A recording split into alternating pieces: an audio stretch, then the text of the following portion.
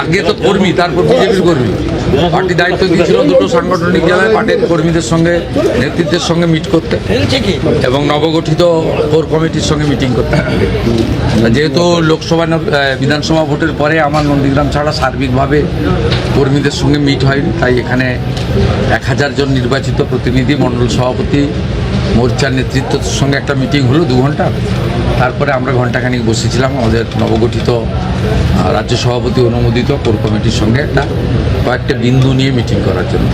তাতে আমি কিছু বিষয় বলেছি, আর আমাদের প্রদেশ থেকে যিনি এসেছেন সাধারণ সম্পাদক সাংসদ জ্যোতির্ময় সিং মাহাতো দলীয় কিছু নির্দেশিকা সবাইকে নোট করিয়েছেন।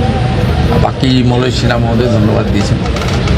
এমএলএরা ছিলেন, এমপি ছিলেন, জেলা জিএসরা ছিলেন, প্রাক্তন সভাপতি এবং বরিষ্ঠ নেতারা ছিলেন। আগে তো প্রার্থীদিক নন্দীগ্রামে ওরা এটা বলছেন কেন? ওরা কি আমি বলিনি তো, কোথায় কোথায় দেন? না না, আপনি মিসকোট করেছেন। না, আমি বলেছি স্থানীয় স্তরের নির্বাচনে কালীঘাট তৃণমূল বলুন আর ঋত তৃণমূল বলুন, দুপক্ষরই বেহাল অবস্থা, লোক পাবেন। আমি নন্দীগ্রাম নিয়ে কিছু বলিনি। নন্দীগ্রাম নিয়ে কি আপনাদের কিছু দ্বিধাদ্বন্দ্ব আছে নাকি? দাদা, অন্নপূর্ণা যোজনাকে নিয়ে গেল আমি 9700 ভোটে জিতেছিলাম, তো আমার কগুণ বেড়েছে 1996 থেকে 1956 থেকে 5 গুণ। তো এটার সঙ্গে 9700 গুণিত 5 যুক্ত করে, তাহলে যেটা হয় সেটা হবে। আরে এখানে এগুলো নিয়ে কেন চর্চা করছেন আপনারা? এই জেলাতে এগুলো নিয়ে কেউ চর্চা করে নাকি? 2019-এ 37%, 21-এ 44%, 24-এ পার্টি ক্ষমতায় ছিল না 49, এবারে 56% ভোট পেয়েছি। তৃণমূল দাঁড়িয়েছিল দুটো পিলারের উপরে, একটা পুলিশ আর একটা আইপ্যাক। পুলিশ তো নেই, সরকারে না থাকলে পুলিশ থাকে না, আর আইপ্যাক তো ভোটের আগে পাতনি গুছিয়ে পালিয়ে গেছে। 2-4টা নিচের তলায় চ্যাং ম্যাং ছিল, সেগুলো দেখতে পাওয়া যাচ্ছে না। এরপরে কি দ্বিধাদ্বন্দ্ব আছে নাকি? 70% ভোট বিজেপি পাবে।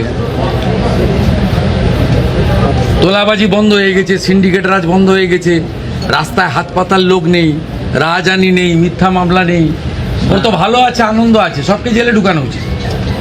এখানকার বিজেপির লোকেরা তো উচ্চ শিক্ষিত, উদার, ক্ষমা ঘৃণা করে দিয়েছে। তো এখানে সব ভেবে লাভ নেই। গোটা রাজ্যও ভালো হবে, এখানে তো আরো আগে থাকবে।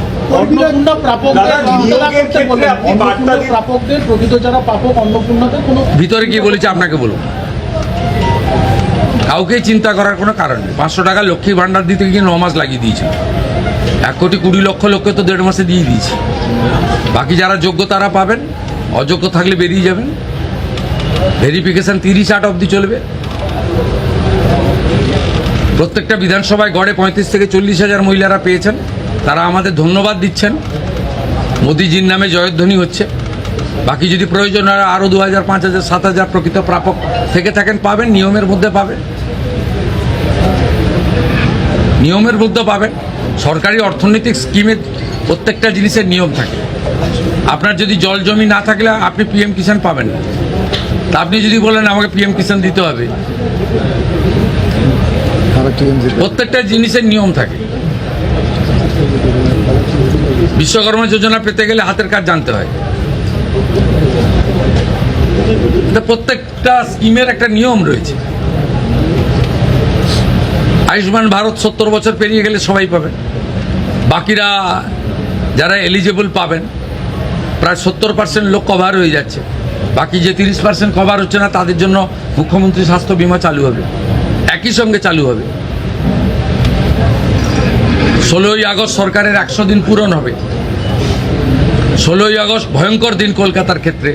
সুরাবর্দির নেতৃত্বে দ্য গ্রেট ক্যালকাটা কিলিং হয়েছিল, আর সেই দিনটা তৃণমূল কংগ্রেস আগের সরকার খেলা হবে দিবস পালন করত। আমাদের সরকার সিদ্ধান্ত নিয়েছে ওই দিন আয়ুষ্মান দিবস হিসেবে পালন করা হবে। ওই দিনই জানতে পারবে। অতএব আপনাদের চিন্তা করার কোনো কারণ নেই। এত তাড়াহুড়া করছেন, মাত্র 62 দিন বয়স হয়েছে। মসজিদের ক্ষেত্রে সিদ্দিকুল্লাহ চৌধুরী তিনি বলছেন যে কোনোভাবেই রাস্তায় নামবেন না, কোনো উনি কে? উনি এর আগে ওয়াকফের সময় জাতীয় নিরাপত্তা, বিমানবন্দরের নিরাপত্তা অগ্রাধিকার পাবে। এর বাইরে মুখ্যমন্ত্রী কোনো কথা বলবে না।